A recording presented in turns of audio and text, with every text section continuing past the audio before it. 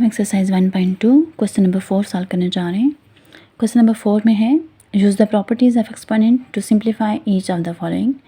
Assume that all variable represent positive number. यहाँ पे कह रहे हैं कि एक्सपोनेंट की प्रॉपर्टीज़ को यूज़ करते हुए इन क्वेश्चन को सिंप्लीफाई करें। एज्यूम करें तमाम वेरिएबल पॉजिटिव नंबर को रिप्रेजेंट करते हैं। Right all result with positive exponent. फिर जो इनका रिजल्ट होगा वो पॉजिटिव एक्सपोनेंट होना चाहिए। अब यहाँ पे कुछ नंबर आप देख रहे हैं जिनकी पावर जो तो नेगेटिव है, नेगेटिव पावर है, लेकिन हम जब इसको सॉल्व करेंगे प्रॉपर्टीज़ ऑफ एक्सपोनेंट यूज़ करते हुए तो जब आंसर हमारे पास आएगा वो पॉजिटिव एक्सपोनेंट आना चाहिए। क्वेश्चन की तरफ चलते हैं। इसका फर्स्ट पार्ट है 16 की पावर 1/5 डॉट 16 की पावर 1/4 डिवाइडेड बाई 16 की पावर -3/10। ये जो डॉट लगा हुआ है इसका मतलब है कि ये दोनों टर्म्स आपस में मल्टीप्लाई हो रही हैं और डिवाइडेड बाई 16 की पावर -3/10। तो अब हम लोग इसको सॉल्व करते हैं। आप लोग देख सकते हैं कि यहाँ पे इनकी बेस क्या है, सबकी बेस 16 है। ये प्रोडक्ट रूल में क्या होता है, बेस सेम हो तो हम लोग क्या करते हैं, पावर्स को ऐड करते हैं। तो यहाँ पे पावर्स ऐड हो जाएंगी। तो यहाँ पे इसकी पावर थी 16 की 1/5 और यहाँ पे ये 16 जो था इसकी पावर थी 1/4। तो ये दोनों पावर्स आपस में ऐड हो जाएंगी और डिवाइड में क्या था 16 की पावर -3/10। अब यहाँ पे क्योंकि ये भी इसकी भी बेस 16 है तो हम लोग इसको ऊपर लेके जाएंगे। तो ये भी क्या हो जाएगी, ऊपर हमारे पास टर्म थी 16 की पावर 1/5 प्लस 16 की पावर 1/4। तो इसकी बेस भी 16 है जो हमारे पास डिवीजन में है। तो इसकी पावर -3/10 है। जब ये ऊपर लेके जाएंगे हम इसको तो इसकी पावर क्या हो जाएगी +3/10। तीनों की बेस 16 थी तो तीनों की पावर्स को हम लोगों ने आपस में ऐड कर लिया है। ये क्योंकि हमारे पास डिवीजन में थी तो ऊपर पावर जब माइनस ऊपर जाएगी तो ये माइनस माइनस प्लस हो जाएगा, तो ये +3/10। अब इन सब का जो था हम लोग एलसीएम लेंगे।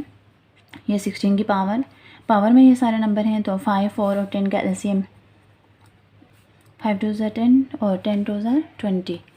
इनका एलसीएम में क्या आया है 20। तो यहाँ पे एलसीएम लेना आप लोगों को एलसीएम का तरीका आता ही होगा। 5 4 ज़ा 20 तो 4 1 ज़ा 4 प्लस 4 का नेक्स्ट यहाँ पे डिनोमिनेटर में 4 है तो 4 का टेबल 20 तक पढ़ेंगे। 4 5 ज़ा 20 तो 5 को 1 से मल्टीप्लाई करेंगे 5 प्लस 10 2 ज़ा 20 2 को 3 से मल्टीप्लाई करेंगे तो 3 2 ज़ा 6। इन सब पावर्स को आपस में ऐड कर लें तो 4 + 5 9 9 और 9 + 6 15। तो 15/20 ये हमारे पास इसकी पावर आई है। अब ये जो 16 की पावर 15/20 है ये 5 के टेबल से कट रहा है। 5 3 ज़ा 15 और 5 4 ज़ा 20 तो ये इसकी पावर क्या होगी 3/4। अब अगर हम लोग इसको मज़ीद सिंप्लीफाई करें तो ये 16 जो है तो ये मज़ीद इसके फैक्टर बन रहे हैं। 2 कितने टाइम आया है 2 की पावर 4 तो 16 की जगह हम लोग ये लिख सकते हैं ना 2 की पावर 4। ये 4 टाइम 2 है 1 2 3 4 तो 2 की पावर 4 और होल पावर इसी क्या थी 3/4। तो ये दोनों आपस में कट जाएंगी तो ये 2 की पावर क्या बचे 3 जो कि इसकी इक्वल 2 की पावर 3 का ये मतलब है कि 2 3 टाइम मल्टीप्लाई हो रहा है। तो 2 2 ज़ा 4 4 2 ज़ा 8 इसका आंसर है। इसका सेकेंड पार्ट है 7 की पावर -1/3 इंटू 7 की पावर 5/3 माइनस 7 की पावर 4/3। इस 7 की पावर -1/3 का ये मतलब है कि ये अंदर जो भी टर्म्स हैं ब्रैकेट में इन दोनों के साथ ये वाली टर्म मल्टीप्लाई हो रही है। आइए इसको सॉल्व करते हैं। तो ये 7 की पावर -1/3 ये मल्टीप्लाई हो रही है 7 की पावर 5/3 के साथ। दरम्यान में साइन कौन सा है माइनस का या एज इट इज़। और ये 7 की पावर -1/3 मल्टीप्लाई हो रही है 7 की पावर 4/3 के साथ। अब यहाँ पे वही प्रोडक्ट रोल ही लगेगा। तो यहाँ पे बेसिस सेम है तो पावर्स आपस में ऐड हो जाएंगी। तो ये 7 की पावर -1/3 प्लस 5/3 माइनस 7 की पावर -1/3 प्लस 4/3।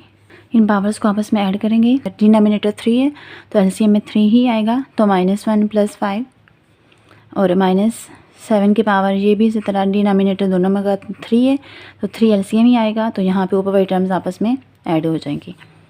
तो इनको अगर हम लोग सॉल्व करें तो 7 की पावर -1 + 5 क्या होता है 4/3 और 7 की पावर -1 + 4 3 होता है और डिवाइडेड बाई 3। अब ये जो है तो मज़ीद सॉल्व नहीं और ये हम लोग इसको एज इट इज़ लिखेंगे।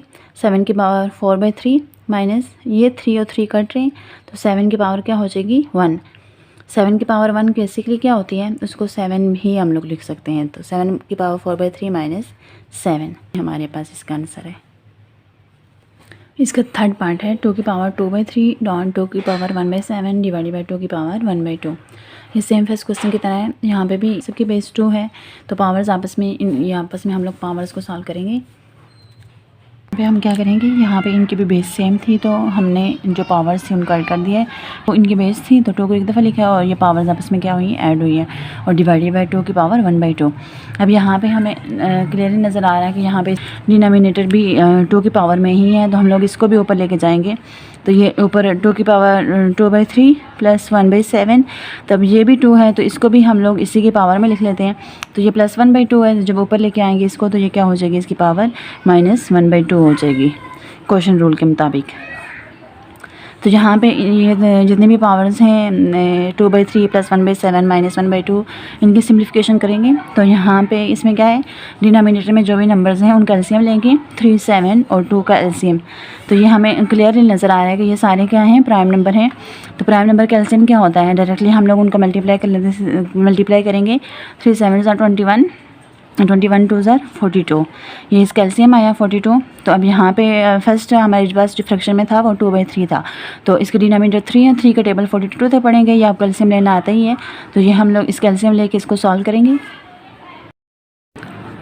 तो ये हमने एलसीएम लिया है, तो 3 14 42 होता है, तो 14 को 2 से मल्टीप्लाई करेंगे। इसके न्यूमरेटर में 2 था तो 2 से मल्टीप्लाई करेंगे। प्लस 6 7 42 होता है, तो ऊपर 1 था तो 6 को 1 से मल्टीप्लाई करेंगे। -2 21 42 होता है, तो 21 को ऊपर न्यूमरेटर के साथ मल्टीप्लाई करेंगे। न्यूमरेटर में 1 था तो 1 के साथ मल्टीप्लाई करेंगे। अब इनको मल्टीप्लाई करके इनका आंसर लिखेंगे। 14 2 28 प्लस 6 1 6 -21 21 1 21 34 -21, तो ये क्या हो जाएगी, इसकी पावर 13/42। यह मज़ीद साल नहीं हो सकता, तो यही इसका आंसर है। इसके 4 पार्ट में है 3 की पावर -1/2 और 3 की पावर 1/2 डिवाइड बाई 3 की पावर 1/2। तो यहाँ पे भी प्रोडक्ट रूल लगेगा, बेसिस सेम है तो पावर्स आपस में ऐड हो जाएंगी। तो यहाँ पे 3 की पावर -1/2 प्लस 1/2, ये -1/2 थी और ये प्लस 1/2 थी। डिनोमिनेटर में था 3 की पावर 1/2। अब यहाँ पे देखें ये -1/2 है और ये प्लस 1/2, ये आपस में कट रही हैं, तो क्या हो जाएगी इसकी पावर 3 की पावर 0 और डिवाइडेड बाय 3 की पावर 1/2। हमें पता है कि किसी भी नंबर की पावर 0 हो तो हम लोग उसको क्या लिखते हैं, 1। तो किसी भी नंबर की पावर 0 वो 1 की इक्वल होती है, और 3 की पावर 1/2 इसको हम लोग अगर रेडिकल में लिखें तो 1/2 स्क्वायर रूट में आ जाएगा, सॉरी 3 जो है तो स्क्वायर रूट में आ जाएगा। 1/2 इसकी पावर थी तो स्क्वायर रूट की वैल्यू 1/2 ही होती है, तो ये इसका आंसर है 1/√3। इसके 5 पार्ट को अगर हम लोग देखें तो दोनों जो है तो टर्म मल्टीप्लाई हो रही हैं। सब डिनोमिनेटर में 2 टर्म्स हैं और ये भी दोनों मल्टीप्लाई हो रही हैं, लेकिन यहाँ पे उससे पहले हम लोग देखें तो सबकी पावर क्या है, जितने भी टर्म्स न्यूमरेटर में है या डिनोमिनेटर में है सबकी पावर 1/2 है। तो इन सब की पावर को हम लोग एक ही दफ़ा लिख सकते हैं।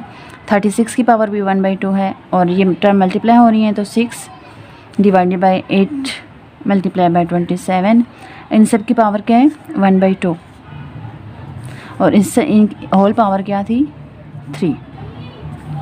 ये अंदर जो भी पावर थी सबकी 1/2 थी, तो 1/2 को हमने एक दफ़ा लिखा, मतलब इकट्ठा करके लिख लिया है। तो ये यहाँ पे ये भी यही चीज़ शो करी है कि यहाँ पे इनकी पावर सबकी पावर 1/2 ही है। अब यहाँ पे देखें टर्म्स जो कुछ कट रही हैं तो उनको काट लें आपस में।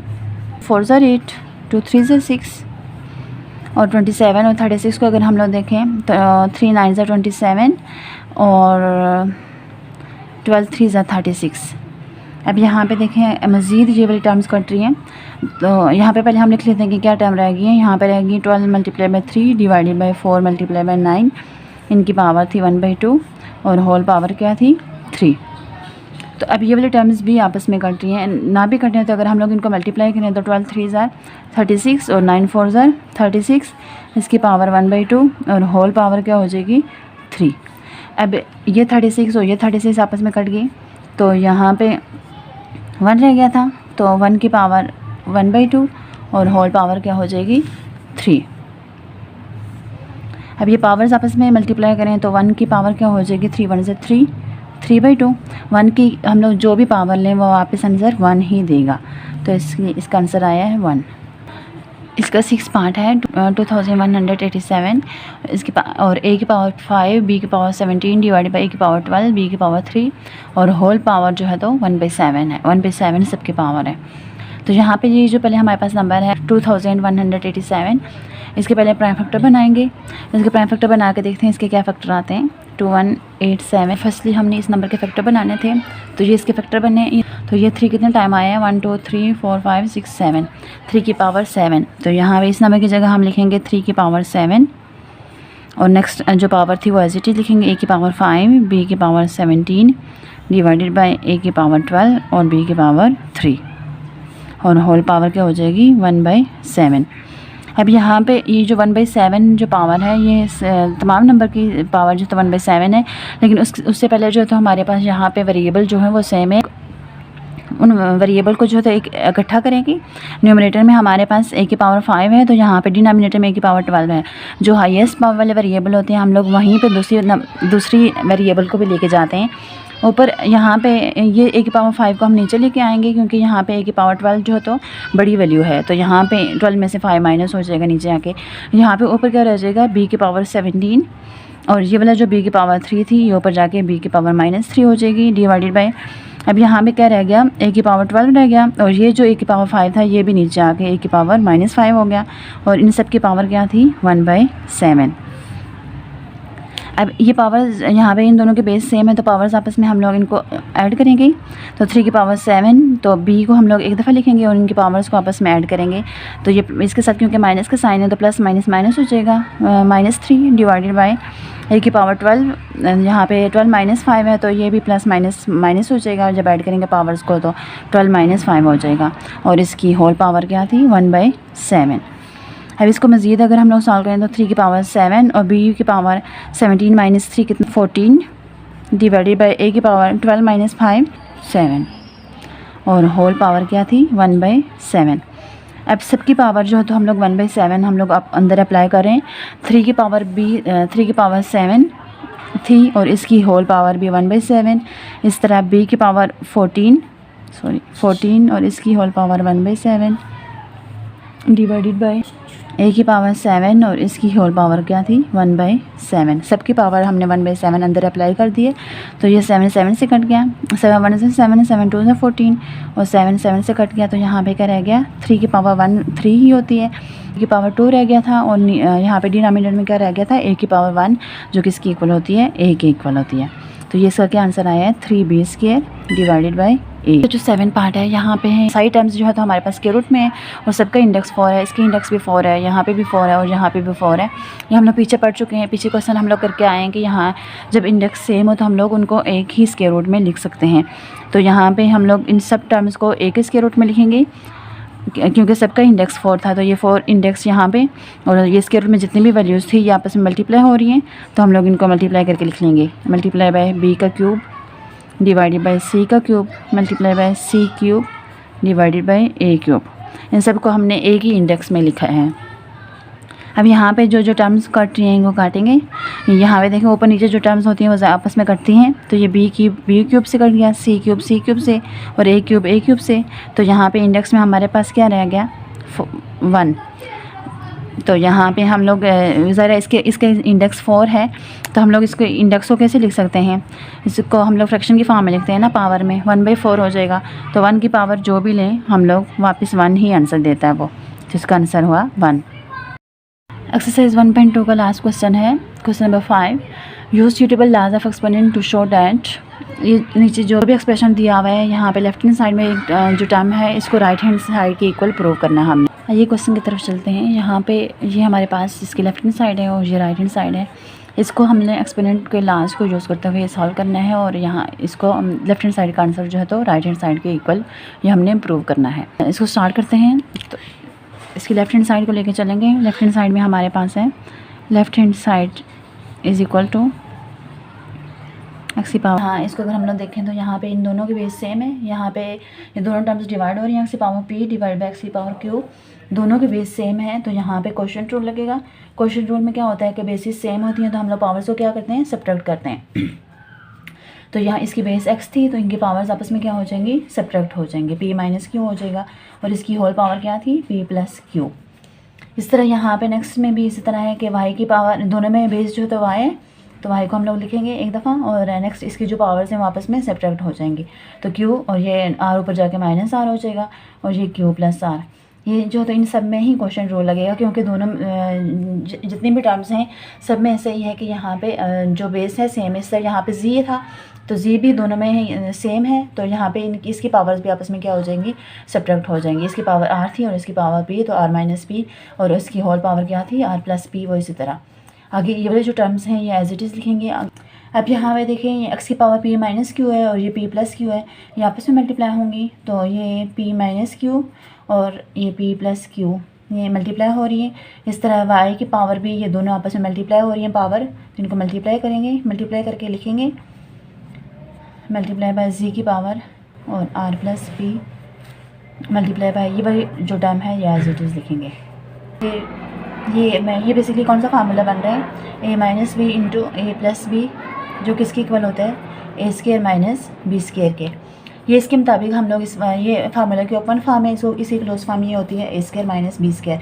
तो यहाँ पे a की जगह p है, तो यहाँ x और यहाँ पे बेस में x था तो x इसी तरह ये, तो ये फार्मूला इसके मुताबिक हम लोग इसको इसकी क्लोज फॉर्म लिखें तो ये p का स्केयर माइनस q का स्केयर हो जाएगा मल्टीप्लाई बाय, इस तरह ये भी q माइनस r और q प्लस r है, तो ये भी क्या हो जाएगा q square minus r square. जब इन दोनों टर्म्स को आपस में मल्टीप्लाई करके, तो ये हम लोग इसकी फार्मूले की फॉर्म में लिख रहे हैं, मल्टीप्लाई बाय z की पावर r माइनस पी और r प्लस पी, तो ये r square minus p square multiply by x की power q square multiply by y की power r square multiply by z की पावर p स्केयर। अब ये हमारे पास पूरे एक एक्सप्रेशन बन गए हैं। तो यहाँ पे अभी भी जो टर्म्स हैं इसमें कुछ ऐसे टर्म्स हैं जो सेम है, मतलब उनकी बेस सेम है। अब जो बेस सेम वाली जो टर्म्स होंगी उनका इकट्ठा करेंगे, तो यहाँ पे x की यहाँ पे इसकी बेस x है, तो इनकी पावर क्या थी, p square minus q square. इसके अलावा यहाँ पे ये वाली जो टर्म है ये भी x वाली है, तो यहाँ ये मल्टीप्लाई हो रही थी, तो यहाँ पे x की पावर q स्केयर, इनको हम लोग कंबाइन करके लिखेंगे। यहाँ पे ये x वाली टर्म थी तो ये x वाली टर्म इसके साथ लिखी है। इस तरह नेक्स्ट मल्टीप्लाई बाय y की power q square minus r square, इसके साथ हम लोग y वाली टर्म लिखेंगे। y वाली टर्म क्या थी, y की पावर r स्केयर ये वाली। नेक्स्ट इस तरह z वाली जो टर्म थी, z वाली टर्म थी r square minus p square, और यहाँ पे मल्टीप्लाई में थी z की पावर p स्केयर। अब यहाँ पे भी वही वाला, यहाँ पे प्रोडक्ट रूल लगेगा कि यहाँ पे बेसिस दोनों के सेम है और पावर्स आपस में क्या हो जाएंगी, ऐड हो जाएंगी। ये भी पावर बेस x है और ये भी x, तो इसको एक दफ़ा लिखेंगे, पावर्स आपस में ऐड हो जाएंगी, तो p square minus q square plus q square multiply by, यहाँ पे भी ऐसे ही है कि दोनों के बेस y है तो y लिखेंगे और पावर्स आपस में ऐड हो जाएंगी, q square minus r square plus r square multiply by, यहाँ पे भी इन दोनों के बेस z है तो z को लिखेंगे और इनकी पावर्स आपस में ऐड हो जाएंगी, r square minus p square plus p square. अब यहाँ पे जो टर्म्स कट रही हैं उनको काटेंगे, तो यहाँ पे minus q square plus q square के साथ कट रही है, minus r square plus r square के साथ और minus p square plus p square के साथ। तो यहाँ पे क्या टर्म रहेगी, x की power p square multiply by y की power q square multiply by z की पावर r स्केयर। तो यही हमारे पास राइट हैंड साइड में भी था, यही चीज़ हमारे पास राइट हैंड साइड में थी, तो यही हमने प्रूव करना था, तो ये प्रूव हो गया, यही equal to right hand side आ गया, तो ये हमने प्रूव कर दिया, left hand side is equal to right hand side, hence proved।